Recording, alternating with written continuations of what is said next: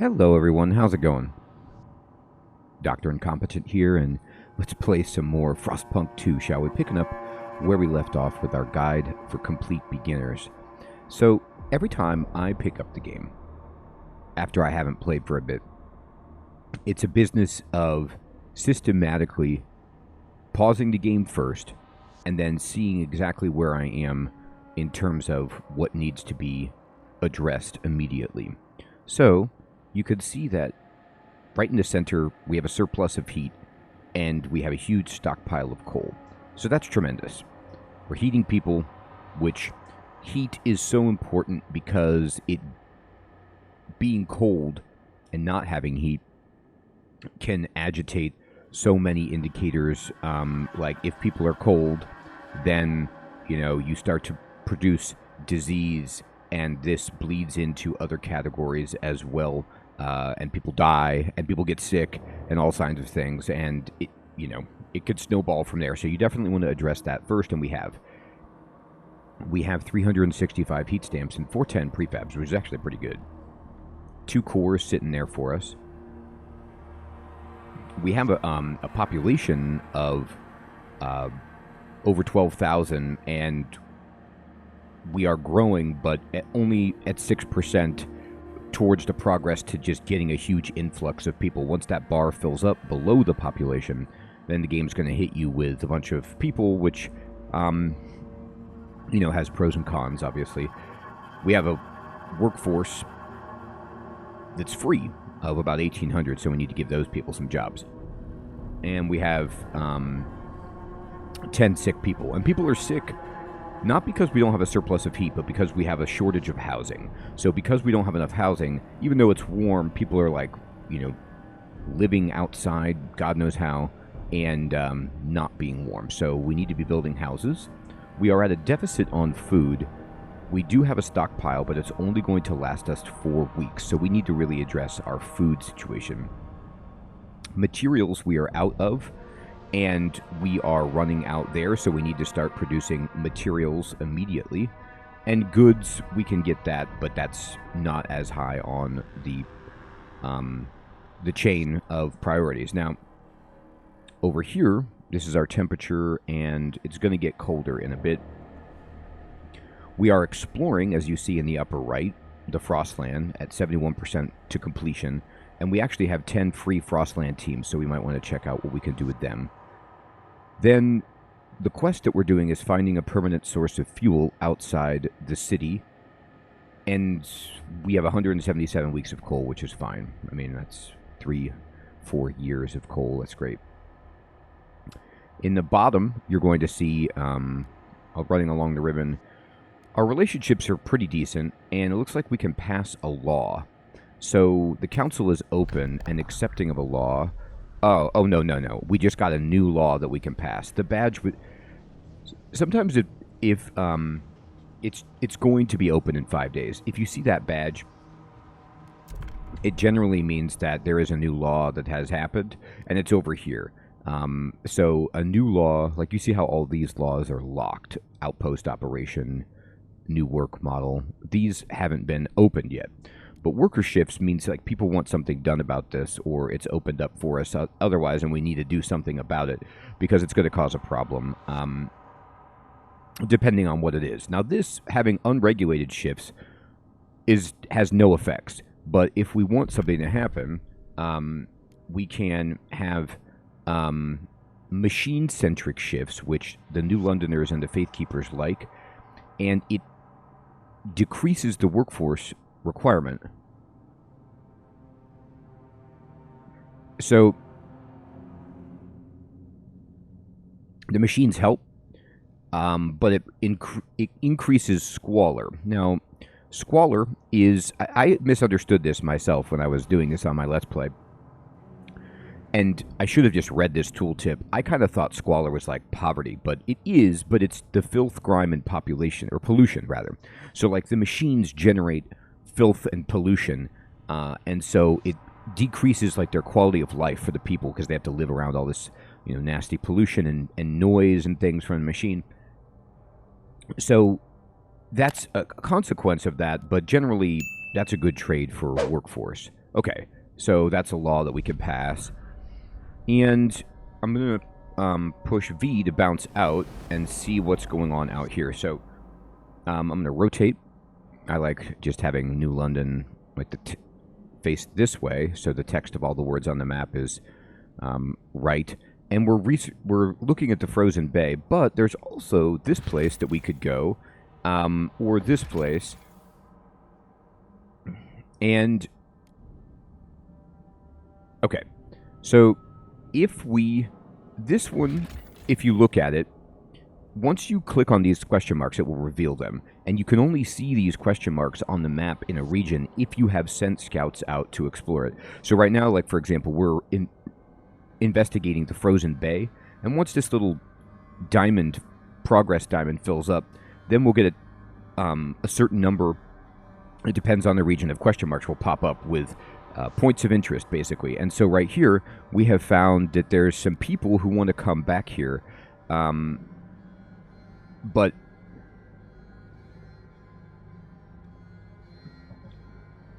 you don't have to get them now. And I'm not going to get them immediately because I have homeless people. If I want to get them, there's like 2,200 people that we could get here. We need to build houses preemptively to get them in and create labor for them to do anyway. So I'm just going to say come back later. But this one is an abandoned coal mine. So it was a mining coal mine that was used by kids a long time ago, but then the kids became citizens of New London, and they were ordered back by the captain into town because it was so cold. But we could come back here because there's some coal left, and there's actually a lot of coal left. And we want more coal. Like, you always want coal. I am fine with this. So you can either take the prefabs and get 300 prefabs right now, but it will mean using the mine will take more Frostland teams, or you can use the prefabs to maintain a trail and then have to use less Frostland teams to go back and forth. If you want to get resources from a deposit on the map, like this coal mine, then you need to take your Frostland teams, which you get by building the logistics districts, which we did, and we have 10 free right now. And 10 of them, you could see, are charting the expedition to Frozen Bay. Our logistics district is giving us 20, and we have 10 that are free. We want to send them out here so that we could get this coal, but they will be permanently doing that until we turn this off if we do this. I want to do this. I'm going to click this middle option, and it says if we build an outpost, it's going to increase our coal supply by 250, which is a ton. So, yes, we want to do this. Now, it's giving us some indication about trails and outposts. So, trails are something you can build, and you click.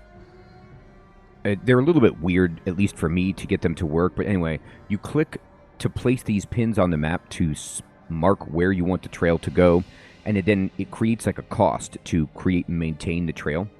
But then, if you have the trail, it makes passage easier, or I guess possible, for your teams. And then let me see. Outposts. So outposts can send resources, and you can turn them on or off, though, if you don't need the resources. Skyways are amazing, which we might want later to get more goods back. But for now, we're just going to go with foot trails. Like a skyway allows you to build a lot more. Now, if just basically, I think if memory serves, the trail sends 250, and the skyway, I think, does double, maybe 500 of the resource, which is great. But we're going to connect the trail. And you could see this little pin pops up here, but we can't quite click on it. There we go. No. Okay. Yeah, you have to place... I'm always bad at this. So I just keep clicking sometimes. You kind of place one, and then it raises up. And then even though this is here, then eventually you could connect this. And this right here, connecting it to this point, is connecting it. This is going to take... Here we go. I'm going to right-click on that. This is close enough to New London, I believe. I don't think you have to connect to your outpost, but maybe you do. Okay, so I'm going to do this. So to make this trail, which makes it so the people have a safer path to go on. Actually, I'm going to see what happens if that's what I did before, but what if I just build it like this? And we're going to build this trail like so. And it costs an amount of time and prefabs and materials based, or stamps rather, based on how long it is. And this will allow the team going back and forth to move here. So we're going to get a bunch more coal, which is great, right? Getting more coal. But actually, we're at max capacity, nearly, of coal. So I'm going to push H to go to the hub panel. Now, we did this way back in the tutorial, but what's hilarious is in my Let's Play, I played for so long, and I couldn't figure out how to expand how much I could hold. I thought it was like, I must just need to research something. I don't know what's wrong here. I don't know where it is. I don't see it in the districts tab or the buildings tab. How do I get more? Because I would be sitting here at like 50,000 food, and I couldn't get any more, and I didn't know what to do. I couldn't remember. But no, it's the third tab from the left over here in the bottom right for construct hubs. So if we make this heating hub, it will require 25 materials, but it will allow us to store oh wait, I'm sorry, wrong one.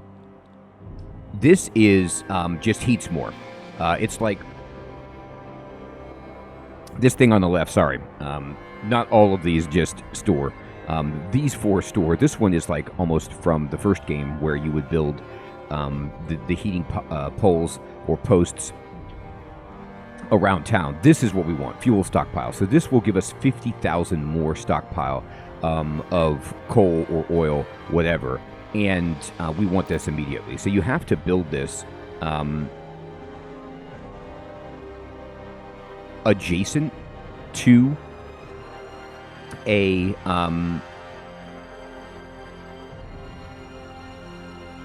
district, and if you do that, you get a -10 workforce requirement on it, which is amazing. So we could try to build it here, for example. Here, let's build it here. And you see, because it's close enough to this in this extraction district right here, we're going to get -10 workforce requirement. I'm going to build it. And now, after that's done, remember I said we don't have enough houses, we don't have enough food. So what are we building right here? We're building an extraction district. Hold Alt. This is for materials, I'm guessing, right? Yes, we're going to produce 150 materials right here. And this is food, hopefully. Yes. So if you click on a building that's in construction, you can still see the predicted output right here. So it's going to produce 50 food, which is going to get us on the right track. And are we building houses? Well, yes, we are over here. So this is a housing district. Okay, so let's go ahead and let this happen. I'm going to unpause it. So we did a lot before, just to set up after we are coming back from the game. But there's a lot we had to do. In general, you don't want to have workers not working. You don't want to have your resources at capacity, because then you can't gather anymore. And you want as many as you can of everything to survive, whiteouts and stuff. Okay, so now they want to vote. So now we could open this up. And we're going to go over here. And they want us... This is the only law that's available, so it's popped up here. Everybody wants this. You could see already that if we vote for this, we are accepted. This is our trust. And 69 of the 51 required people want this. So the only people that are against this are the Frostlanders, because they don't like machines. But we're going to vote for it.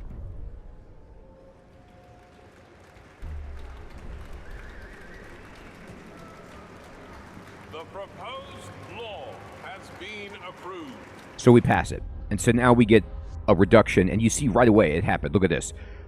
We had like 1,700 workforce, and now we have 2,000 because the workforce requirements for the entire city have been reduced by using machines. I shouldn't say that the Frostlanders don't like machines.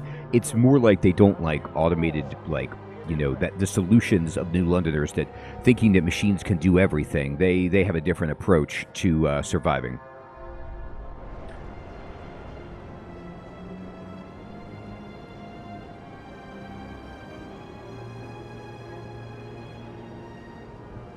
And I'm going to just push 3 to speed it up really quickly and pause it.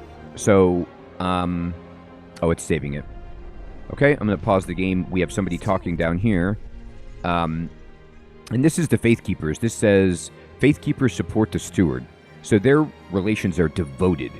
And what this means is they can actually do an action for us, which is perform sermons. So, like, you can tell them to go throughout the city and perform sermons, and it will decrease tension. Oh, wait. No, I'm sorry. As long as they're devoted, their perform sermons perk will remain active. And so I'm going to click on them right here. And performing sermons just means this is a passive effect. Sorry, I confused it with evening prayers. Performing sermons is a passive effect of having them at devoted status, which decreases tension. Tension is this big ball in the middle, by the way, at the bottom center of the screen above the trust bar. And it fills up visibly with like this murky, you know, black oily looking thing. But it's absent because there is no tension right now. It can go up though, and you can see what causes it to go up: crime, disease, squalor, cold. All of these indicators up here. But what I was thinking of with the Faith Keepers was their active ability once you get them into this status, which is to hold evening prayers. So we can't do this right now. We have to wait 18 weeks. But once this turns on, you could just use this to raise your trust. So it's a great way to kind of just build back your trust if you need it. Or if you have to pass like some law that you know is going to reduce your trust, you can do that and then use the prayers to kind of get it back. It's a very nice thing to have in your back pocket. You want to get, like, even these guys consider us favorable. They're not devoted. This isn't all the way filled, but they really like us. And once you get them into favorable, you can do this special ability with them, with the New Londoners, which is to de-radicalize the Faith Keepers. It's kind of like the people in the middle, the factions in the middle. This faction we haven't seen yet. There's just like a ghosted silhouette of them. But the factions on the outside can calm down the factions on the inside by de-radicalizing them. You could see that the 3 empty diamonds above the Faith Keepers are their fervor, like how fanatical they are. And if the fervor goes too high, they start causing all kinds of problems. And you can use this to calm them down, which is very, very helpful. Okay, I'm going to unpause it, and we finished our food. So you see up here, our food was negative 50. Now, it's our negative 100. Now it's negative 50. That's good, but we need more. We have plenty of workers, so we're going to get to it. I'm going to hold Alt, and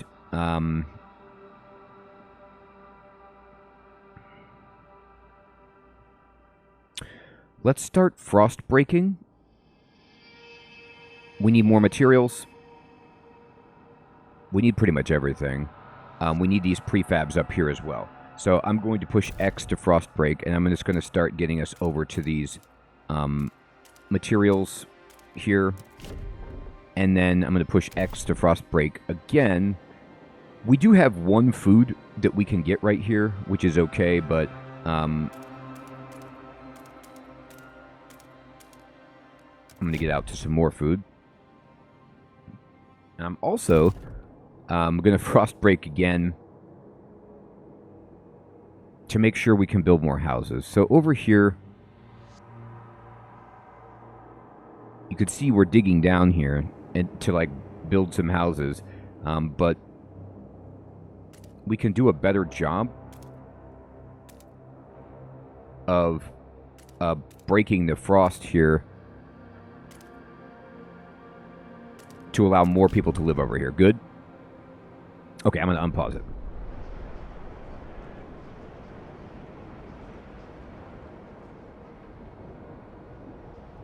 Now, right away, I could build... I'm going to build another food district. There's 478 weeks right here, which is ridiculous.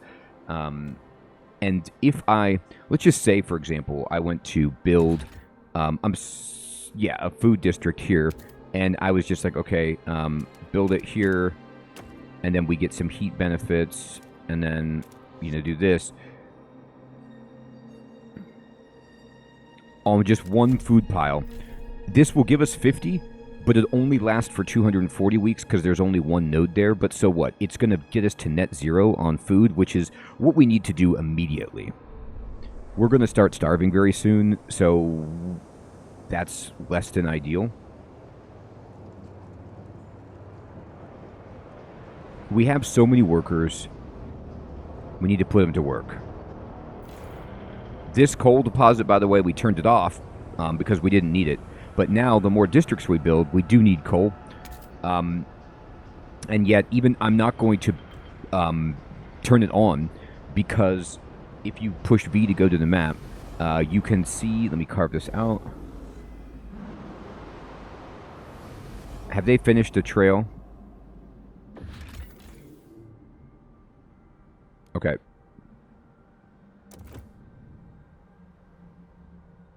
I think they're... Are they working on it?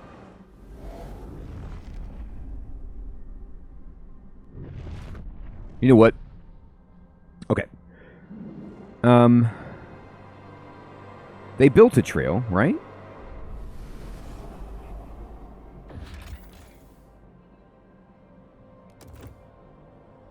To the rusted engine. But that's not far enough. I thought maybe it would be far enough, but it didn't count. Okay. So... We did...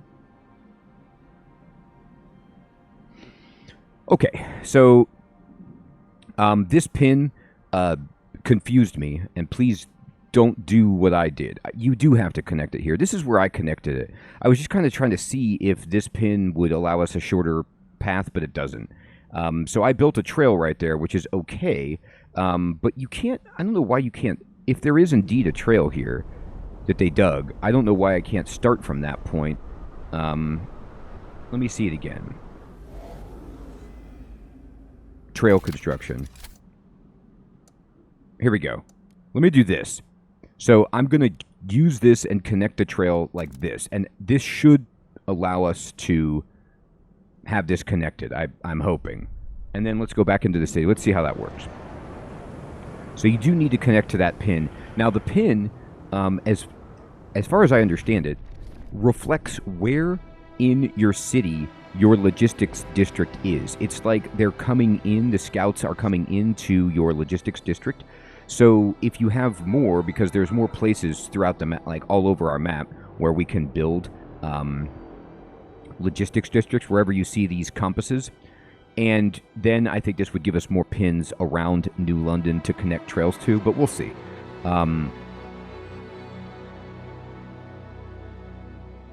Okay. This is running out of prefabs, which we knew. That's okay. But now we are at a surplus of homes, which is tremendous. We wanted that to happen. And we are doing better on materials, but we need to do even better. So I'm going to build, and we're going to go ahead and throw in an extraction district over here. Now, it was a slight mistake on my part to do it this way, and I'll explain why.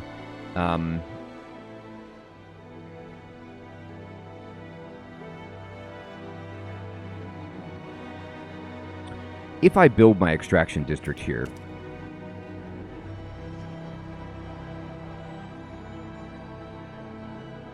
I cannot get the benefit from the heat because I didn't frost break enough around this. We can get a ton of materials, which is cool, but we can't get the heat benefit. So what I'm going to do instead is I'm going to frost break again. I'm going to wait for a bit. So I'm going to kind of go like this.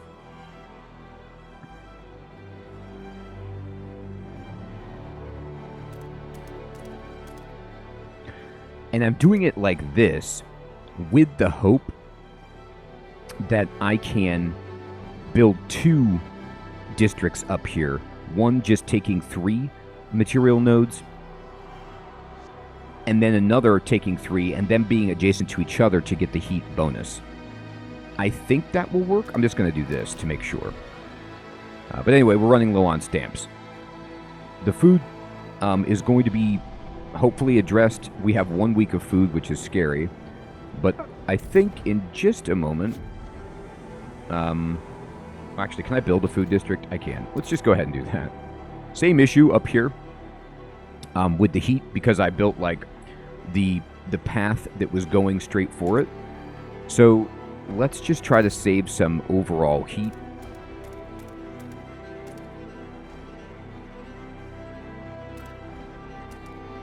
And frost break in both places. Okay. And I'm going to unpause the game and speed it up. Now we are at surplus of food. Now they tell you surplus with the gold wheel when it's stagnant, but this means nobody's going to starve. So we just got the food in there, which is amazing, but now we want to start stockpiling food. Materials down, of course, but that's to be expected. And we want to now build a extraction district like so. One. There we go. We got the heat. And I'm going to build it. I could go 3. But I'm actually just going to go like this. Leave some room for expansion and just take 2. And I'll show you why. I click on this. This has 137 weeks of wood for materials, which is a few years, which is good. So we're just going to turn that on and do that and be happy. We still have... We're actually chewing into our labor force really well, which I like. Can I build... what do I need for houses? Prefabs. Okay. You know what?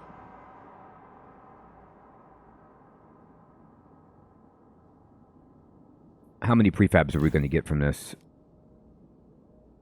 There's 375 left. Okay, we can wait. The next thing we have to build, though, is prefabs, because we're going to run out. Okay, and let's check in here.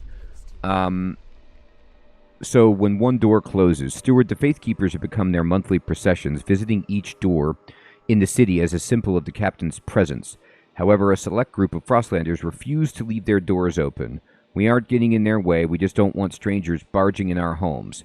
And so some people don't like this religious ceremony. And we can say support all those doors open, stop the procession, or do not interfere. So the Frostlanders won't like this, but I'm going to do this, which supports the New Londoners and the Faith Keepers. I think this is important. Now, you could stop this, but I'm going to do this. And they know likey, but that's the reality. So the relationships are going to worsen here, and we just have to kind of work with them. But you could see we have really good relationships here. By the way, our trust is now respected. We're going to speed it up. Now, look at this. Our materials are almost in the black, which is amazing. And food is stagnant. Is this on? I thought I built enough to start... No, that was taking in that. That's right. I need to build more food over here. I was frost breaking to do that. But I need to get... Okay. So we have to build the extraction district to get these prefabs.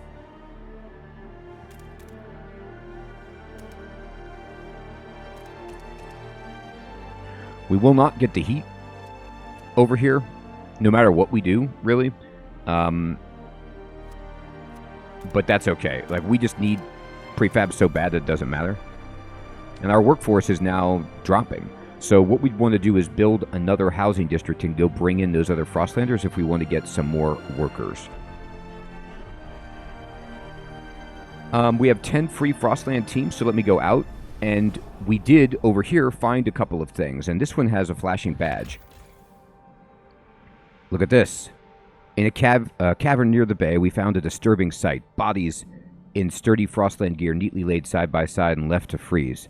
And they were heading for an old machine somewhere by the coast. So a machine will require fuel. We should investigate. Okay, so they want us to go to the coast. And there's also, if you click on this, a fishing village with a bunch of people.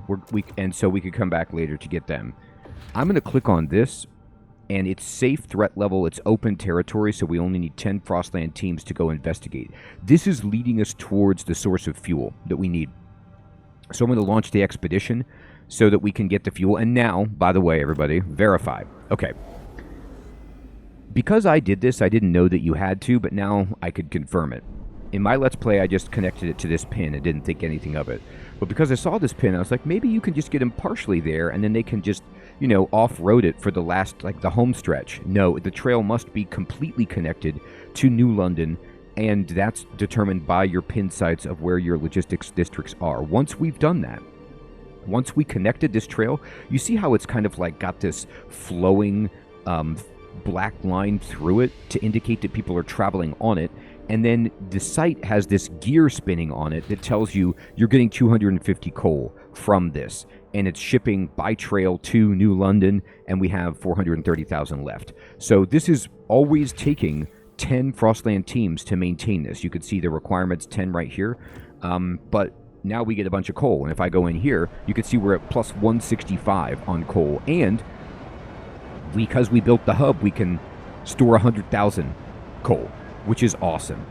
So we're doing much, much better. We got food to a surplus. We took our homelessness into account. We're getting our prefab situation taken care of. Materials are almost there, and we've got a bunch of coal with a outpost set up. Everyone, I hope you're still finding this series to be useful and fun. We've got a lot more to do, and I'll check you in the next episode. Thanks so much for watching. Take care.